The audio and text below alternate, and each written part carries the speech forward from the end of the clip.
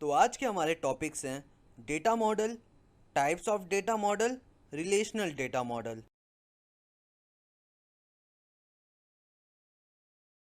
तो आरंभ करते हैं। डेटा मॉडल क्या होता है? A data model refers to a set of concepts to describe the structure of a database and certain constraints, restrictions that the database should obey. Means क्या होता है? डेटा मॉडल हमें कुछ कंडीशंस, कुछ structure, कुछ रूल्स डिफाइन करता है जिसके बिहाफ में हम डेटाबेस में स्टोर करते हैं। मीन्स एक तरह से ये हमें स्ट्रक्चर बताता है कि हमें डेटाबेस कैसे बनाना है। ये कुछ रूल्स डिफाइन करता है अपने। यहाँ पे जो कॉन्स्टेंट वर्ड यूज़ हुआ है उसका मतलब होता है rules and condition set for data being stored in a database. आगे इसका एक अलग से टॉपिक है, बट यहाँ के लिए आप इतना ही समझ लो कि ये कुछ रूल्स होती है, कुछ कंडीशन होती है जो कि डेटा मॉडल डिफाइन करता है जिससे हम डेटाबेस बनाते हैं। तो शॉर्ट में आप याद कर सकते हो कि डेटा मॉडल जो है वो रूल और स्ट्रक्चर डिफाइन करता है डेटाबेस के लिए। मीन्स कुछ रूल्स डिफाइन करता है कि किस तरह से हमें डेटाबेस में स्टोर करना है। अब जैसे ये दो नीचे डेटाबेस दिए हुए हैं, एक पैराग्राफ की फॉर्म में और एक रो और कॉलम की फॉर्म में, मीन्स रिलेशन की फॉर्म में। तो जो पैराग्राफ की फॉर्म में है और जो अनऑर्गेनाइज है वो आपको थोड़ी देर में समझ में आएगा, थोड़ी दिक्कत होगी आपको समझने में। बट रो और कॉलम में डिफाइन हुआ है वो आपको जल्दी समझ में आ जाएगा। मीन्स जो रिलेशन में डिफाइंड हुआ है वो आपको जल्दी समझ में आ जाएगा। इस पे सारी चीज़ें कैटेगरी वाइज अलग अलग डिफाइंड है, इसलिए आपको ये जल्दी समझ में आ जाएगा। ये जो हमारी टेबल डिफाइंड हुई है ना माई एसक्यूएल में, ये डेटा मॉडल की वजह से ही हुई है। इस पे जो डेटा हम शो करा रहे हैं वो डेटा मॉडल के रूल्स के हिसाब से ही हम स्टोर कराते हैं कि कहाँ पे क्या चीज़ आनी है।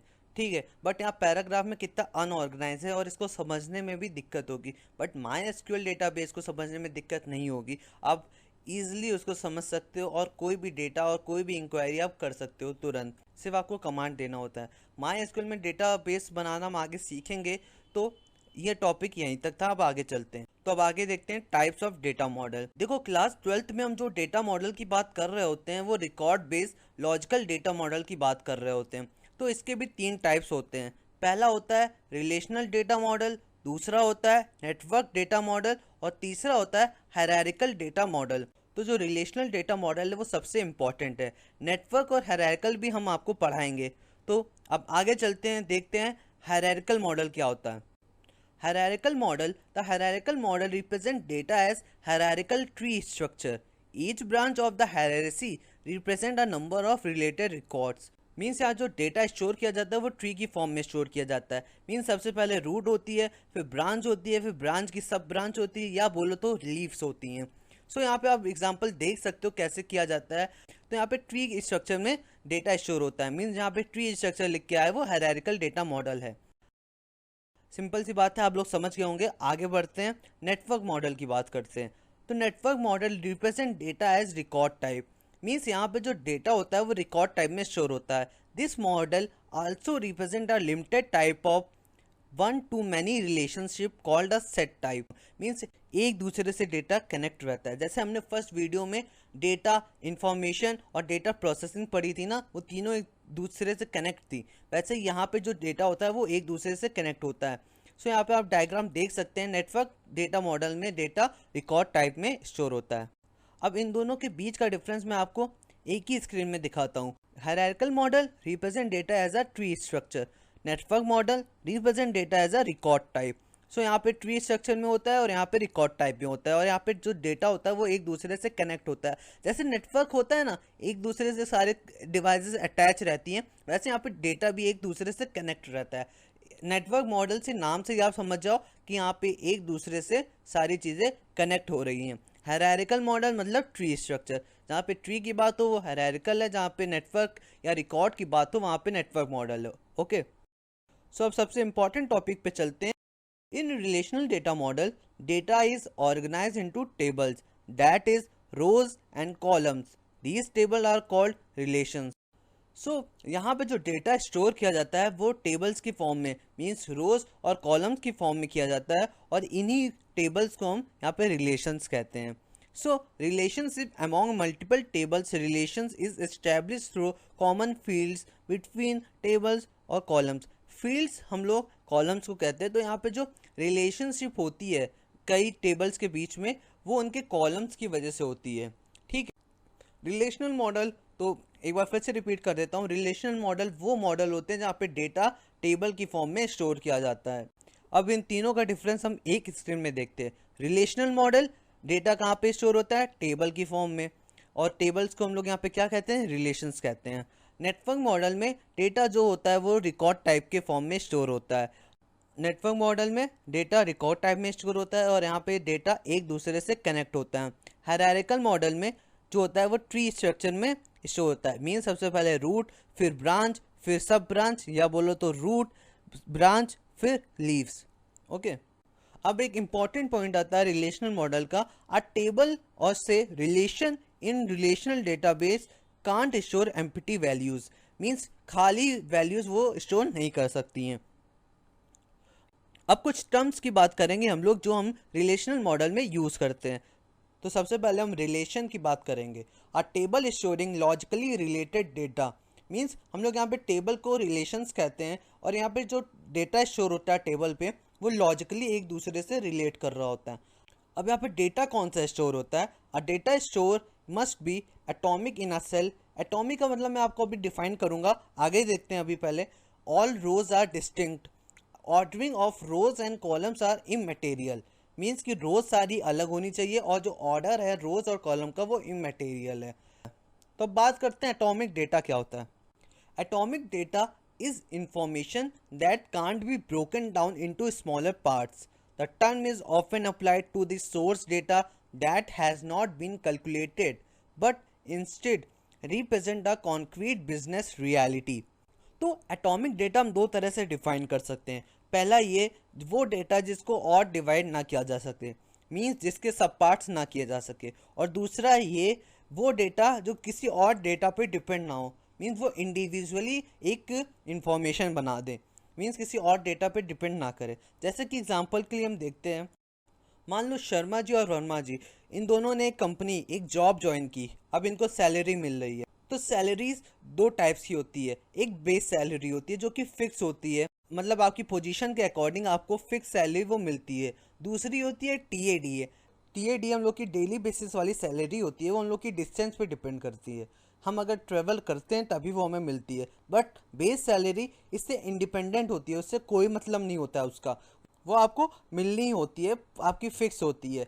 तो जो बेस सैलरी यहाँ पे होती है वो हम लोग की एटॉमिक डेटा कहलाएगी, क्योंकि वो किसी और डेटा पे डिपेंड नहीं कर रही है, इसलिए बेस सैलरी हम लोग की एटॉमिक डेटा कहलाएगी।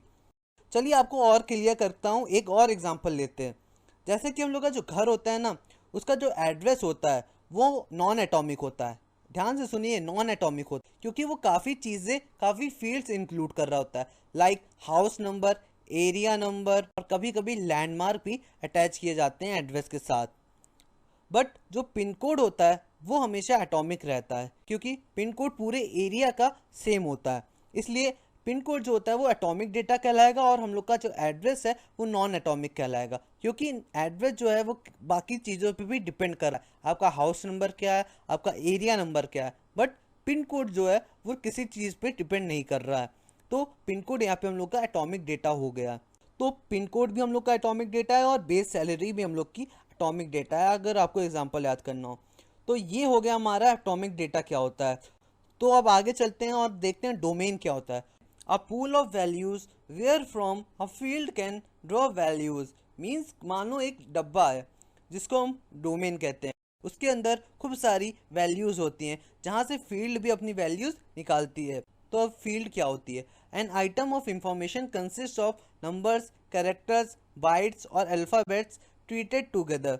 मीन्स की आइटम ऑफ इंफॉर्मेशन होती है जो कि नंबर्स, कैरेक्टर, बाइट्स और अल्फ़ाबेट सबको एक साथ कंसिस्ट कर रही होती है। आगे देखते हैं, आप सबसे इंपॉर्टेंट टर्म्स आते हैं। सबसे पहला होता है टपल। और row of a relation is referred as tuple. Means यहाँ जो रो होती है उसको हम टपल कहते हैं। कार्डिनैलिटी की बात करते हैं अब।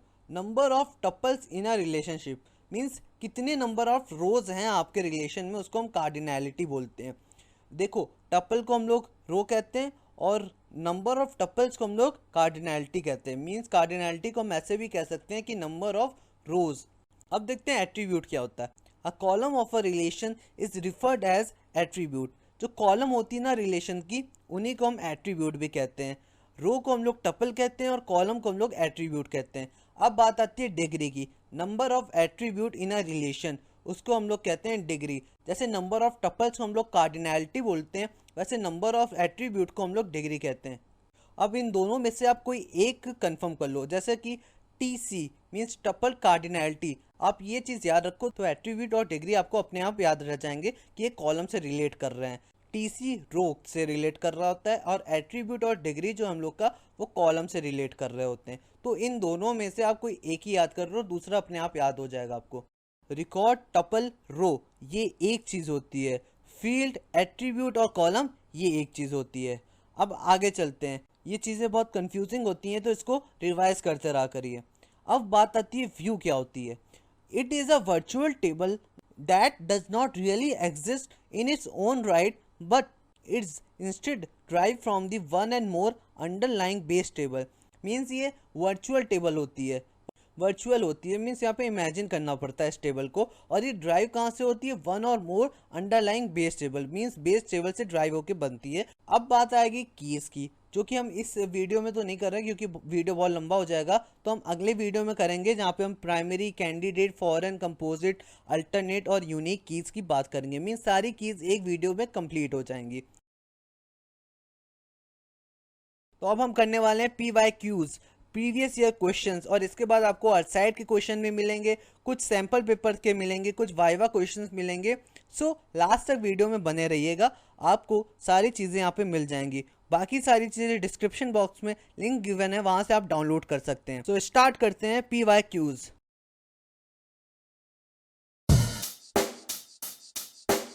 Check the mic and make sure it sound right, boys.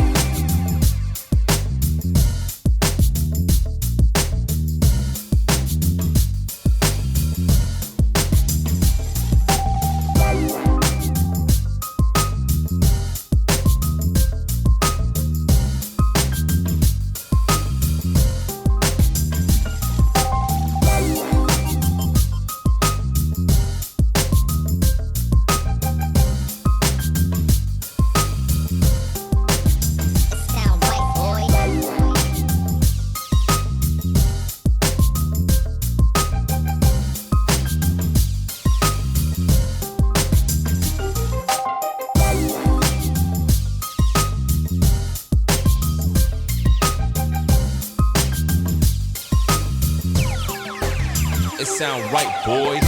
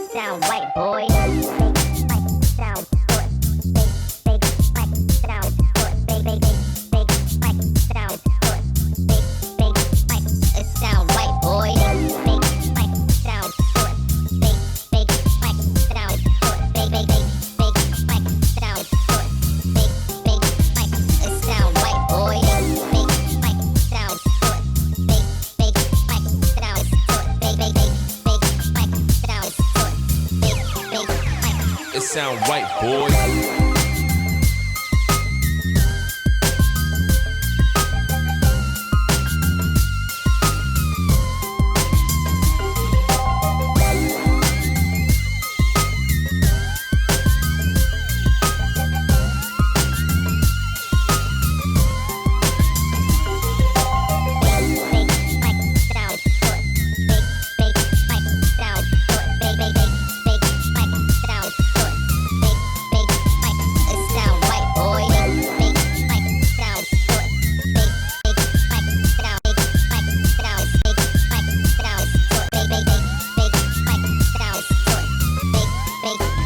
It sound right, boy.